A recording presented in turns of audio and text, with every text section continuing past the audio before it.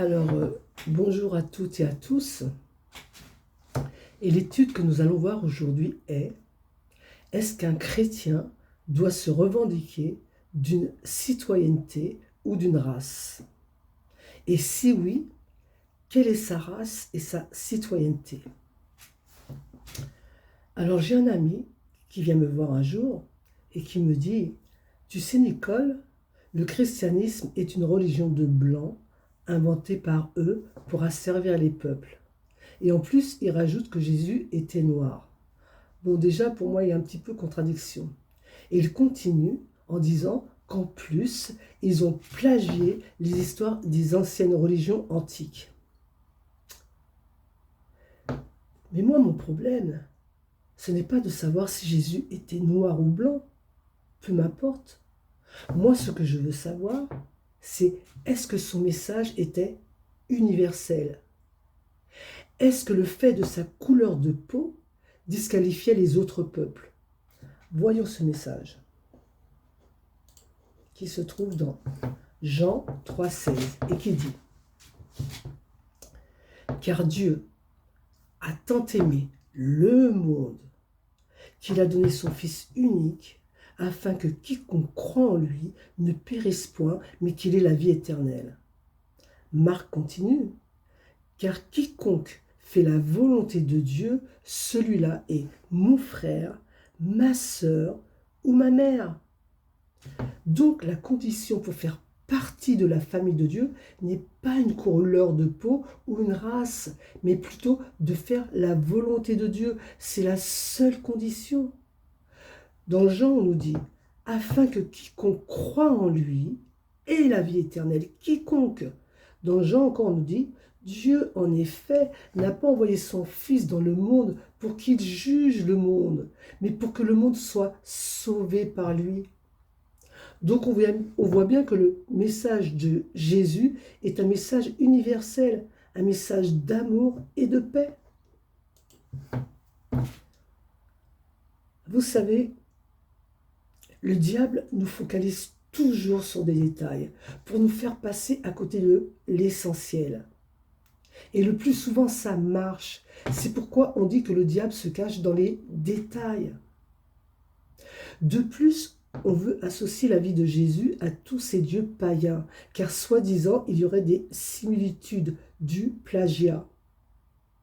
Alors déjà, je ne connais aucun dieu païen qui a envoyé son Fils pour sauver le monde. Mais au contraire, ces dieux païens demandaient des sacrifices d'enfants.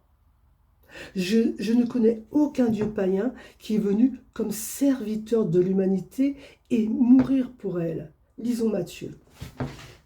Matthieu 20, 28 qui dit: c'est ainsi que le Fils de l'homme est venu, non pour être servi, mais pour servir et donner sa vie comme la rançon de plusieurs. Je ne connais aucun dieu païen qui nous ait dit d'aimer nos ennemis. Prenons Matthieu qui dit: mais moi, je vous dis, aimez vos ennemis. Bénissez ceux qui vous maudissent, faites du bien à ceux qui vous haïssent et priez pour ceux qui vous maltraitent et qui vous persécutent. Pourquoi? Afin que vous soyez fils de votre Père qui est dans les cieux, car il fait lever son soleil sur les méchants et sur les bons, et il fait pleuvoir sur les justes et sur les injustes. Et il continue en disant: si vous aimez ceux qui vous aiment, quelle récompense méritez-vous? Les pécheurs aussi n'agissent-ils pas de même? Et si vous saluez seulement vos frères, que faites-vous d'extraordinaire? Les païens aussi n'agissent-ils pas de même? Soyez donc parfaits, comme votre Père céleste est parfait. Et de plus, ce qu'il nous demande, il le fait. Voyons ces derniers mots pour les gens qui l'insultaient et crachaient sur lui à la croix. Voyons ces derniers mots. Jésus dit: Père, pardonne-leur, car ils ne savent ce qu'ils font. Jésus fait ce qu'il dit. Il ne demande rien de ce qu'il a fait lui-même. Donc on voit que Jésus annonce un message d'amour, de paix et de réconciliation. Pas comme ces dieux de la mythologie qui étaient des dieux violents. D'ailleurs, Horus, qui était un dieu, va tuer Seth, qui était lui aussi un dieu violent, pour récupérer le trône de son père. Ils se tuaient entre eux. Donc on voit bien que tous ces dieux de la mythologie n'ont rien à voir avec le message de Jésus. En plus, que veut dire mythologie? Ensemble des mythes, de légendes, propres à un peuple, à une civilisation, à une religion. Ce sont des mythes. De plus, il y aurait aussi des ressemblances sur Jésus et Marie et Horus et Isis. Alors déjà, Marie est humaine et non pas une déesse comme Isis. De plus, Horus est né d'Osiris et d'Isis, alors que Marie était vierge à la naissance de Jésus. Et pour son fils Horus, c'était un meurtrier qui a tué Seth après 80 ans de guerre et celui-ci lui arracha l'œil pendant le combat. Donc rien à voir avec ce Jésus d'amour et de paix que nous connaissons. Vous savez, on n'appelle pas le diable malin pour rien. Il a une facilité à tromper l'humanité. Il a des siècles d'expérience. Vous croyez que le diable ne connaît pas les prophéties? Il était là quand Dieu explique le plan du salut à Adam. Il savait aussi que le Messie devait venir d'une vierge et connaissait toutes les autres prophéties à son sujet. Nous n'étudions pas les prophéties, mais lui le fait pour déjouer le plan de Dieu, pour nous tromper. Et ça marche.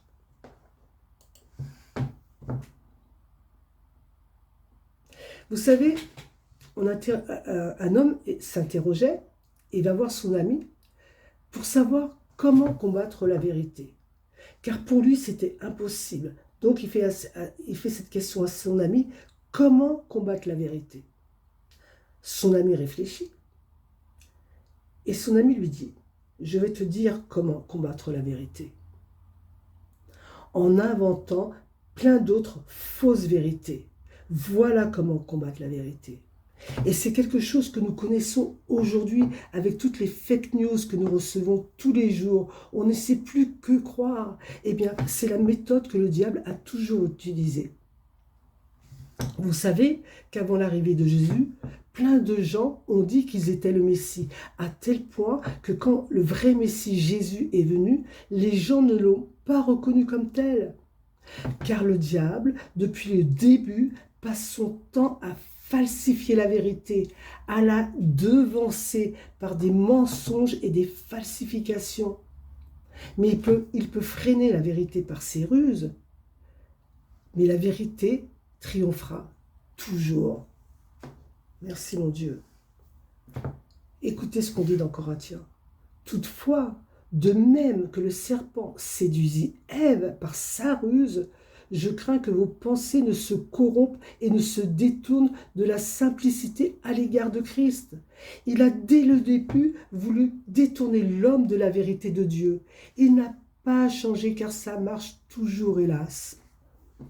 Dans Éphésiens, on nous dit « Afin que nous ne soyons plus des enfants flottants et emportés à tout vent de doctrine par la tromperie des hommes, par leur ruse dans les moyens de séduction. » De plus, il n'y a personne sur cette terre qui ait autant marqué l'histoire de ce monde comme lui. D'ailleurs, toute la datation de l'histoire se fait avant Jésus-Christ et après Jésus-Christ. De plus, il y a plein de témoins de son époque qui ont relaté son histoire et d'autres qui sont morts pour la défendre. Et je ne crois pas que les hommes et les femmes de son époque qui sont morts auraient accepté de mourir pour un mensonge. Je ne le crois pas. Il y a même des écrits juifs et non juifs qui certifient l'existence de Jésus. De plus, toutes les prophéties sur sa naissance et sur sa mort se sont accomplies à la lettre. Écoutez ce que dit 2 Timothée 4, 4. Il parle à des croyants et il dit « Et ils détourneront l'oreille de la vérité et se tourneront vers des fables ou des mythes. Dans 1 Timothée 4,16, il dit « Repousse les contes profanes et absurdes, exerce-toi à la piété. » Et dans 1 Pierre 1,16, il dit « Ce n'est pas en effet en suivant des fables habilement conçues que nous vous avons fait connaître la puissance et l'avènement de notre Seigneur Jésus-Christ, mais c'est comme ayant vu sa majesté de nos propres yeux. » Ne nous laissons pas tromper. Dieu nous a avertis que toutes ces choses allaient arriver. Mais continuons dans notre étude. Maintenant, nous allons voir quelle est la citoyenneté du chrétien et de quelle race il est. Et pour cela, nous allons aller dans Genèse.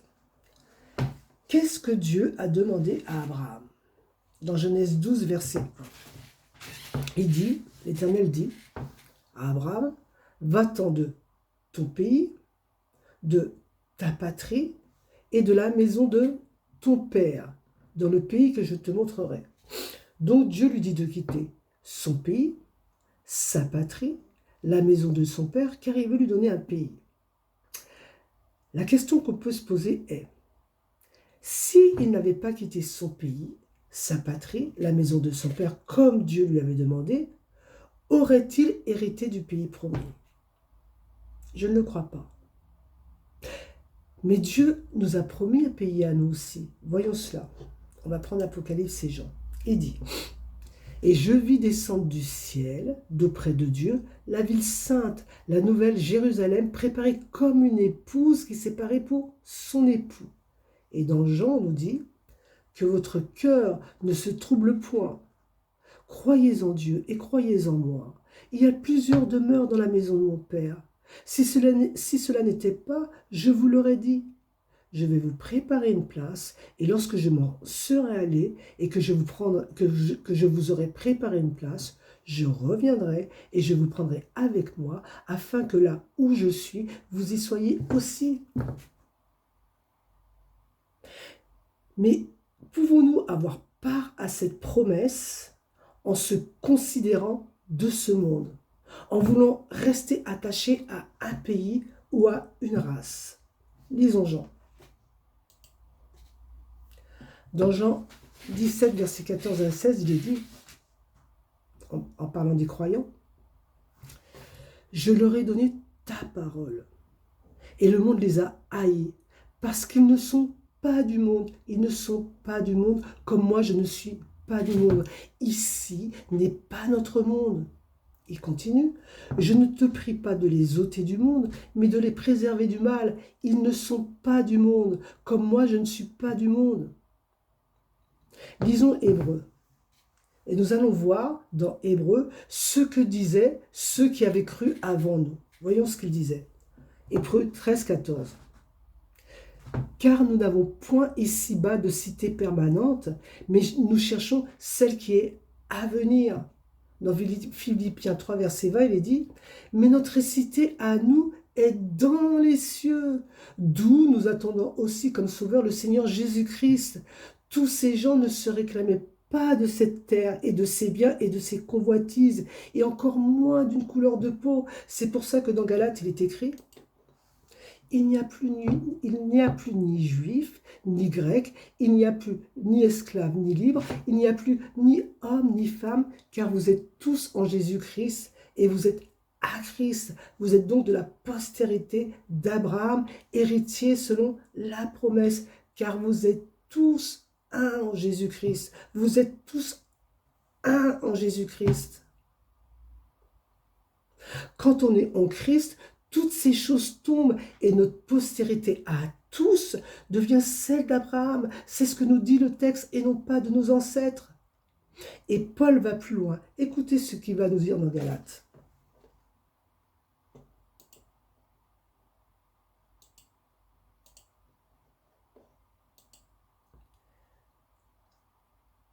Dans Galates, il nous dit,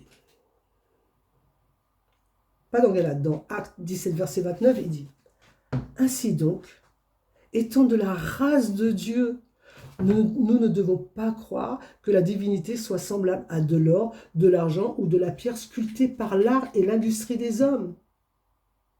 C'est-à-dire ne pas croire à tout ce qui est idole. Il est en train de nous dire que nous sommes de la race de Dieu. Voilà notre race. Voilà notre race.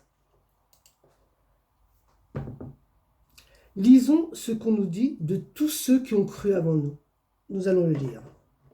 Tous ces gens qui ont cru avant nous, voilà ce qu'ils disaient. C'est dans la foi qu'ils sont tous morts, sans avoir obtenu les choses promises, mais ils les ont vus et salués de loin, reconnaissant qu'ils étaient étrangers et voyageurs sur la terre, reconnaissant qu'ils étaient étrangers et voyageurs sur la terre. Le croyant est un apatride. Notre patrie n'est pas sur terre, mais au ciel. Et il continue en disant, ceux qui parlent ainsi montrent qu'ils cherchent une patrie. S'ils avaient en vue celle d'où ils étaient sortis, c'est-à-dire notre patrie maternelle, Dieu nous dit, retournez-y. Si c'est cette patrie que vous voulez garder, retournez-y. Le texte dit, ils auraient eu le temps d'y retourner. Mais maintenant, ils en désirent une meilleure, c'est-à-dire une céleste. C'est pourquoi Dieu n'a pas honte d'être appelé leur Dieu, car il leur a préparé une cité. Et dans cette cité, il y aura des gens de toute tribu, de toute nation et de tout peuple. J'ai des frères et des sœurs dans toutes les nations, dans toutes les tribus, dans tous les peuples, et je dis Amen. Quand on connaît Dieu, on regarde tout cela comme de la boue. Regardez que va dire Paul, qui était si fier d'être juif. Regardez ce qu'il va dire. Moi aussi, cependant, j'aurais sujet de mettre ma confiance en la chair. Si quelque autre croit pouvoir se confier en la chair, je le puis davantage. Moi, circoncis le 8e jour, de la race d'Israël, de la tribu de Benjamin, hébreu né d'hébreu, quant à la loi pharisien, quant aux zèles persécuteurs de l'Église, irréprochable à l'égard de la justice de la loi. Paul était quelqu'un fier de sa race et méprisant avec les autres peuples. Mais une fois qu'il a connu Jésus, voilà ce qu'il va dire. Continuons le texte. Mais ces choses qui étaient pour moi des gains, je les ai regardées comme une perte à cause de Christ. Et même je regarde toutes choses comme une perte à cause de l'excellence de la connaissance de Jésus-Christ, mon Seigneur, pour lequel j'ai renoncé à tout. Et je regarde comme de la boue afin de gagner Dieu. Amen. Quel changement! Sa fierté n'est plus sa race, mais Christ. Et c'est ce même Paul qui va aller prêcher aux païens comme aux Romains, qu'ils détestaient avant de connaître Christ, car les Romains avaient conquis leur pays et leur imposaient leur loi. Mais Dieu a appris à Paul à regarder derrière le rideau pour voir qui tire les ficelles, car il a compris que tout ça est un enjeu cosmique. Voyons ce que nous dit la Bible. C'est dans Éphésiens 6, 12.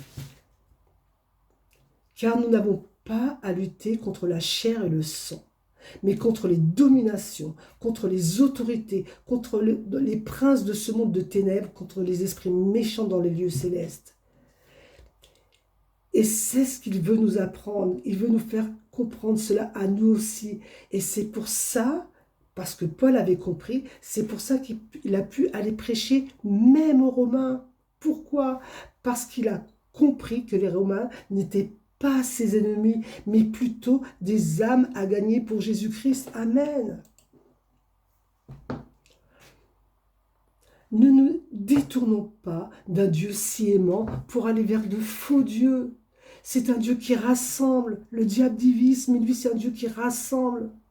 Et c'est pas d'aujourd'hui que le diable veut détourner le peuple avec ses faux dieux. Regardez ce que vont dire Ézéchiel et Josué, qui étaient eux aussi confrontés à ce phénomène. Ézéchiel dit, « Alors, Élie s'approcha de tout le peuple et dit, « Jusque à quand clocherez-vous des deux côtés? Si l'Éternel est Dieu, allez après lui. Si c'est Baal, allez après lui. Le peuple ne répondit rien. Et Josué dit, et si vous ne trouvez pas bon de servir l'Éternel, choisissez aujourd'hui qui vous voulez servir, ou les dieux que servaient vos pères au-delà du fleuve, ou les dieux des Amoréens dans le pays duquel vous habitez. Mais moi et ma maison, nous servirons l'Éternel. Et je me joins à la parole de Josué. Voilà maintenant, c'est un choix de chacun. Mais moi, je vous exhorte de choisir Dieu, car il est bon et il nous aime. Ne vous laissez pas tromper par toutes ces fausses doctrines. Ne vous laissez pas tromper par toutes ces fausses doctrines. Je sais qu'elles font un tabac en ce moment. Ne vous laissez pas tromper par toutes ces fausses doctrines. Écoutez ce que dit Timothée. Mais l'Esprit dit expressément que dans les derniers temps, quelques-uns abandonneront la foi pour s'attacher à des esprits séducteurs et des doctrines de démons. Matthieu nous dit dans Matthieu 24, 11, « Plusieurs faux prophètes s'élèveront, ils séduiront beaucoup de gens. » Mais la Bible nous dit, dans Jean, merci mon Dieu, « Vous connaîtrez la vérité et la vérité vous rendra libre. » La vérité vous ouvre les yeux et nous montre que l'autre n'est pas notre ennemi, mais une victime de plus du diable. C'est pourquoi Jésus, en mourant sur la croix, dit « Pardonne-leur, Père, car ils ne savent ce qu'ils font. » Ce qui est important n'est pas notre race ou nos origines, mais plutôt ce que nous allons lire dans Éphésiens. Écoutez, Éphésiens 17, verset 3 qui dit « Or, la vie éternelle, c'est qu'ils te connaissent toi, le seul vrai Dieu, et celui que tu as envoyé, Jésus-Christ. Amen. C'est cela qui est important de connaître, ce Dieu d'amour que le diable a passé son temps à dénaturer. Ne vous laissez pas séduire par ces discours qui flattent l'ego. Alors, c'est vrai que les hommes se sont servis de la Bible pour faire des guerres et à servir d'autres peuples en prenant des textes de la Bible sortis de leur contexte. Mais doit-on pour cela remettre la parole de Dieu en question parce que des hommes ont mal utilisé la Bible? Est-ce que quelque chose de bon devient mauvais car quelqu'un l'a mal utilisé? Je ne crois pas. Ma fierté et mon assurance ne doivent se trouver qu'en Christ et non pas en une appartenance telle qu'elle soit. Le diable va toujours flatter nos égos pour nous éloigner de Dieu. Alors, voilà ce que je voulais partager aujourd'hui avec vous, parce que je sais que je connais beaucoup de gens qui sont rentrés dans ce genre de pensée et qui aujourd'hui rejettent Dieu. Alors, que notre Dieu nous garde tous et nous préserve de toutes ces fausses doctrines, celles qui sont déjà là et celles qui sont à venir. Redevenons des étudiants de la Bible. Ne nous comptons pas de ce que dit le pasteur ou le prêtre ou autre, mais étudions par nous-mêmes, car c'est la seule façon de ne pas être trompé. David disait dans Psaume 119, verset 11, « Je serre ta parole dans mon cœur afin de ne pas pécher contre toi. » Nous aussi faisons la même chose. Alors, je vous remercie de votre écoute et je vous dis à la prochaine étude. Merci.